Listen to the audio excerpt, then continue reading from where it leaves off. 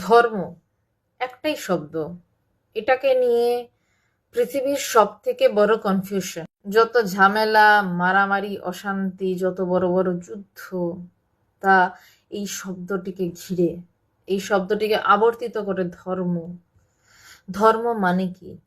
ধর্ম, প্রথমেই জেনে নেওয়া যাক যে ধর্ম শব্দটি এসছে ধৃ ধাতু থেকে, যার অর্থ হলো ধারণ করা।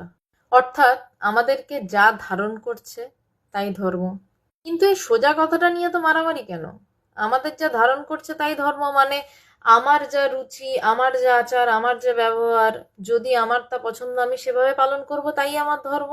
আবার অন্যের যা আচার, যা ব্যবহার ভিন্ন হতেই পারে তাই তার ধর্ম। কিন্তু আমার আচার ব্যবহার যদি আমাকে বলে যে অন্যের আচার ব্যবহারটাকেও আমার আচার ব্যবহারের মতোই হতে হবে, তখনই সেটাতে লেগে যায় ঝামেলা, তখনই ধর্ম হয়ে ওঠে সংঘর্ষের কারণ।